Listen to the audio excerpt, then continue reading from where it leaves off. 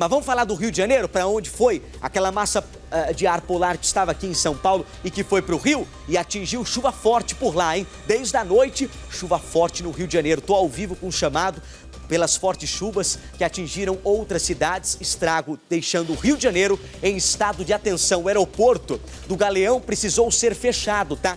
Repórter Matheus Coezer continua e chega com todas as informações. Ó, essas imagens que você tem na tela, recuperadas aí, que a Mari já colocou no ar com a ajuda do nosso querido Valdir, pelo seguinte, essas imagens eu recebi de repórteres lá do Rio e também de telespectadores que enviaram essas imagens. Olha só, ruas alagadas, muito parecida a situação com São Paulo. Vamos atualizar para saber se o pessoal do Rio de Janeiro vai conseguir sair de casa hoje? Ô, Matheus Coezer, ontem à noite a chuva pegou no Rio, hein? Niterói foi atingida. Agora, situação de momento aí no Rio. Pessoal vai conseguir sair de casa hoje para ir para o trabalho? E a situação de momento com o saldo dessa chuva, Matheus, bom dia.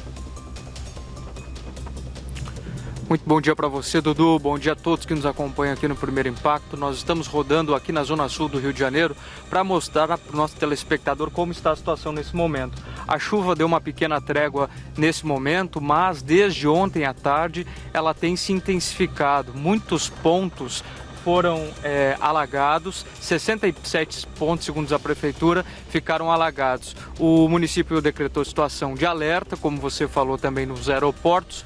Foram muitos voos cancelados, principalmente no Santos Dumont e também no Aeroporto Internacional Salgado Filho e no Galeão. Nesses dois locais, alguns voos foram suspensos. No Santos Dumont, o aeroporto ficou fechado por 1 hora. A gente sabe que aqui no Rio de Janeiro, quando chove, diversos pontos, como na Zona Norte, na Zona Sul, o acesso e os motoristas têm dificuldades para conseguir trafegar. Agora nós estávamos passando pelo Jardim Botânico, na Zona Sul. Um caminhão da prefeitura estava fazendo escoamento da água, mas a situação foi bem complicada ontem. Na Ilha do Governador também tivemos vários transtornos, um bairro um pouco mais afastado aqui da região que nós estamos nesse momento, mas os moradores tiveram dificuldades para chegar em casa. Ontem foi cerca de 173 quilômetros de engarrafamento.